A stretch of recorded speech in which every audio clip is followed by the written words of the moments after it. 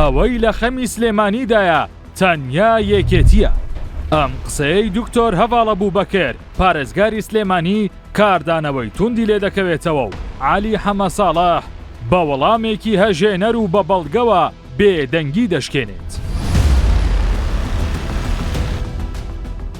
عالی حەمەساڵح بە توندی ڕوبەڕووی دکتۆر هەڤاڵ دەبێتەوە و پێی دەڵێت ئێمە لەسەر بنەمای دژایەتیکردنی خراپی حکومڕانی یەکێتی متمانەی خەڵکمان بەدەستێنا و هەڵبژاردنمان بردەوە کەچی ئێستا دۆخی سلێمانی زۆر لەو کاتەش خراپترە کە ئێمە ڕەخنەمان لێ دەگرت.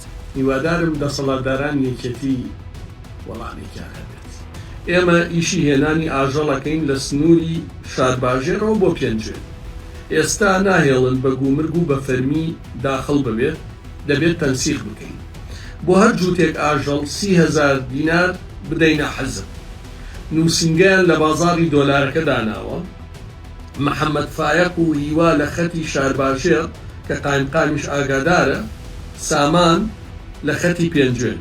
عالی حەمەساڵح باسی گەندەڵیەکانی سنووری ژێر دەسەڵاتی یەکێتی دەکات و دەڵێت مەرزەکانی سلێمانی کراونەتە ناوەندی قاچاقچێتی لە بزن و مریشک و دووگەوە تا فەرش و جگەرە و دار و بەرد. بە بەرچاوی پارێزگارەوە لە بازگەکان سەرانە لە خەڵک دەسەندرێت و ڕۆژانە زیاتر لە ملیۆنێک دۆلار دەخرێتە باخەڵی چەند کەسێکەوە. لە شیر و نۆتێلاوە هەتاوەکو هێلکە و مریشک و دوگ و هەموو شێسە بە قاچاقێت. خوا بۆ حاکم بیت و خۆ خەریکی قاچاقچێتی بیت و داهات سەفرکەیتەوە. بەعەلەنی لە بازگەکان خەریکی وەرگرتنی سەرانەبی بەعەلەنی داهاتی قاچاقچێتی و گەندەڵی لە سلێمانی بۆ دەسەڵاتداران نزیکەی 100 ملیار دینار بۆ سەرەوە بێت کەچی بڵێ وەڵا حکومەت 30 ملیار دیناری نییە. لە بەشێکی دیکەی نووسینەکەی عالی حەمەساڵح داهاتووە زیاتر لە 80,000 پارچە زەوی لە سلێمانی ڕانیە و گەرمیان بە نایاسایی مەتر بە مەتر کراون و فرۆشراون. کۆمپانیای مادان لە سەرچنار بە بەرچاوی پارێزگەرەوە دانراوە تەنیا بۆ تاڵانکردنی زەوی دەستوەردان و شەراکەتی زۆرە ملێ لە هەموو پرۆژەکانی نیشتەجێبووندا هەیە.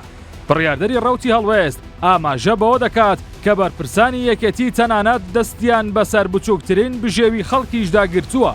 ڕۆژانە سەدان هەزار دۆلار لە بردنە دەرەوەی فافۆن سکراب و پاتری قازانج دەکەن. تەنیا لە نێوشاری سلێمانیدا 6 قومارخانە دانراون بۆ تەکاندنی گیرفانی هاوڵاتیان. بە ناوی پشکنینی تەنکی غاز و مەسعات فاینەل چێک بە زوڵم لە 500 تا 2,000 دۆلار لە خەڵک دەسەندرێت و ملیۆنان دۆلاری لێ کۆکراوەتەوە. عالی حەمەساڵح بە بەراوردکاریەک کۆتایی بە کوتەکانی دەهێنێت و دەڵێت کاتێک مانگانە 50 بۆ 100 ملیۆن دۆلار بە قاچاقی سەرانەی بازگەکان و قومارخانە لە گیرفانی ئەم خەڵکە دەردەهێنرێت و هەموو پرۆژەکان وەستاون. ئیتر ئەمانە دڵسۆزی چین 100 نەفرەت لە کورسیەک نەتوانێت ڕاستی بڵێت و پشتی ستەمکار بگرێت.